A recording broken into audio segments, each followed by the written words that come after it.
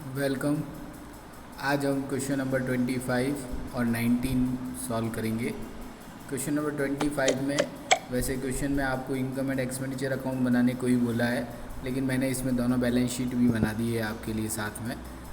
इस क्वेश्चन के एडजस्टमेंट्स अगर आप देखेंगे, क्वेश्चन मैंने आपको पहले उसकी पिक भेज रखी है। तो एडजस्टमेंट में सबसे पहले सब्सक्रिप्शन का एडजस्टमेंट्स दे रखा है, तो इस एडजस्टमेंट को पहले सॉल्व करेंगे।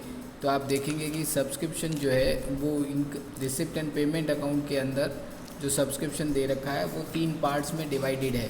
3 पार्ट्स में डिवाइडेड का मतलब है कि पिछले साल का 5,000 मिला है, इस साल का 2 लाख मिला है और नेक्स्ट ईयर का 20,000 मिला है। मीन्स टोटल 2,25,000 रिसीव हुआ है। ये आपको रिसिप्ट पेमेंट में सब्सक्रिप्शन की डिटेल दिखेगी। तो आप 225 लें, फिर उसमें से 5 और 20 माइनस करें, उससे बेटर है सीधे ही 2 लाख ही ले लें। जो माइनस करने वाला आइटम है वो हमने पहले ही लेफ्ट आउट कर दिए हैं। अब इसमें 2 चीज़ें ऐड ही हो सकती है, एक इस साल का सब्सक्रिप्शन जो लास्ट ईयर किसी ने एडवांस दे दिया हो, और एक इस साल का सब्सक्रिप्शन जो इस साल के एंड पर आउटस्टैंडिंग चल रहा हो। तो अगर हम एडजस्टमेंट्स देखते हैं तो हमें मालूम पड़ता है, फर्स्ट एडजस्टमेंट है कि 1,500 रुपीज़ का सब्सक्रिप्शन जो कि लास्ट ईयर का था, आज भी साल के एंड होते हुए भी 1,500 बाकी चल रहा है। और ये तब बाकी चल रहा है जब इस साल आपको लास्ट ईयर के 5,000 सब्सक्रिप्शन के रिसीव हो चुके हैं। इसका मतलब है कि लास्ट ईयर ओपनिंग में आपके सब्सक्रिप्शन के 6,500 बाकी थे। मैंने ओपनिंग बैलेंस शीट में लिखा भी है, आउटस्टैंडिंग सब्सक्रिप्शन 5,000 प्लस 1,500 6500 रुपये। आज की डेट में 1,500 रुपये लास्ट ईयर के बाकी चल रहे हैं।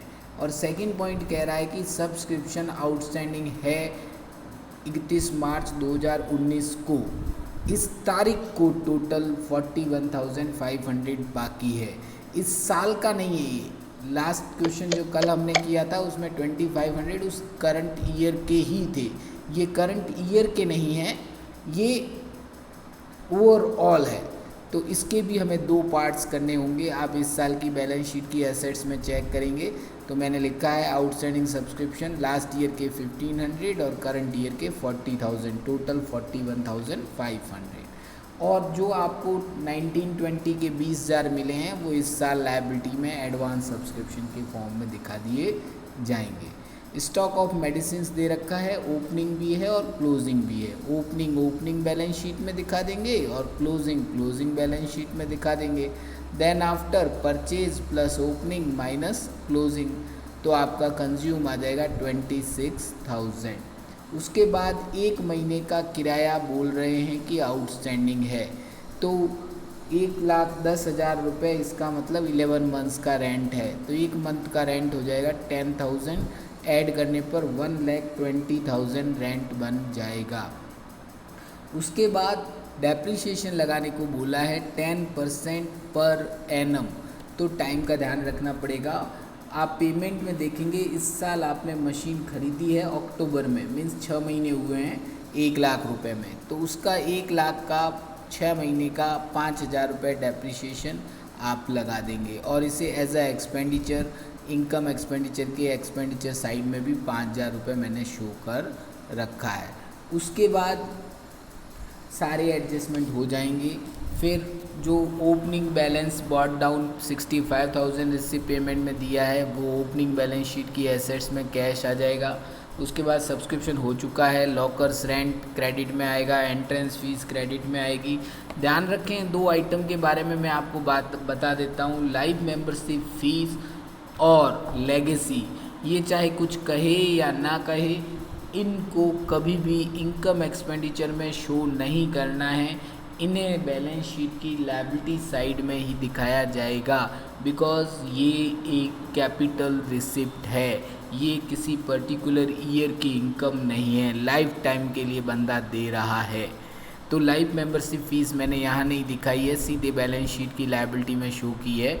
उसके बाद आप देखेंगे पेमेंट साइड में रेंट में पहले ही लिख चुका हूँ, सैलरी लिखी है, उसके बाद 60,000, मेडिसिन में पहले ही लिख चुका हूँ, मशीनरी यहाँ नहीं आएगी, इंश्योरेंस प्रीमियम लिखा है, उसके बाद इलेक्ट्रिसिटी लिखा है और उसके बाद क्लोजिंग कैश इन हैंड हमने एसेट साइड में दिखा दिया है।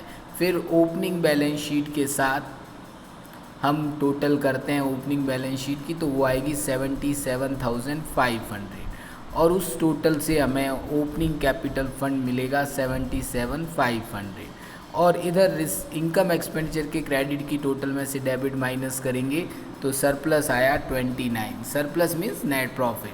29,000 ऐड किया, बाहर लिखा और दोनों तरफ की टोटल मैच करी, क्वेश्चन सॉल्व। इसके बाद एक और छोटा क्वेश्चन है 19 नंबर क्वेश्चन। इसके अंदर आपको ये पता करना है कि कितना अमाउंट स्टेशनरी का आपने इस साल यूज़ किया जिसे हम इनकम एक्सपेंडिचर में दिखा सकें। तो आपको सबसे पहले इसमें दे रखा है कि साल भर में चुकाया इतना।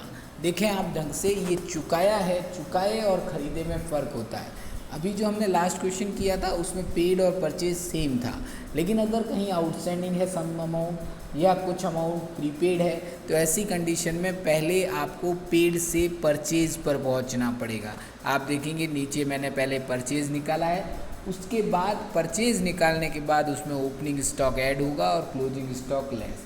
हमारा फॉर्मूला सेम है, आउटस्टैंडिंग और एक्रूड ऐड होता है, प्रीपेड और अनर्ड लेस होता है। लेकिन अगर बिगनिंग का आइटम है तो उसके साथ उल्टा हो जाएगा, स्टार्टिंग के आउटस्टैंडिंग अमाउंट्स लेस हो जाएंगे बिकॉज वो पे तो इस ईयर हुए हैं लेकिन वो बिलोंग इस ईयर को नहीं करते, और स्टार्टिंग के प्रीपेड अमाउंट्स ऐड हो जाएंगे क्योंकि वो पे इस ईयर में नहीं हुए हैं, लास्ट ईयर में हुए थे, लेकिन वो बिलोंग इस ईयर को करते हैं। तो आप देख सकते हैं मैंने पिछले साल का आउटस्टैंडिंग और इस साल का प्रीपेड लेस कर दिया, फिर उसके बाद इस साल का आउटस्टैंडिंग और इस साल का पिछले साल में प्रीपेड जो किया गया था वो ऐड कर दिया, तब मुझे मिल गया परचेज़। फिर उसमें मैंने ओपनिंग स्टॉक जोड़ा और क्लोजिंग स्टॉक घटाया तो मेरे आ गया स्टेशनरी जो साल भर में कंज्यूम हुई, जिसे मुझे इनकम एंड एक्सपेंडिचर में शो करना चाहिए। तो ये पूरा क्वेश्चन कंप्लीट हुआ। आज ये देख लें, प्रॉब्लम हो तो प्लीज़ कॉल मी और मैसेज मी।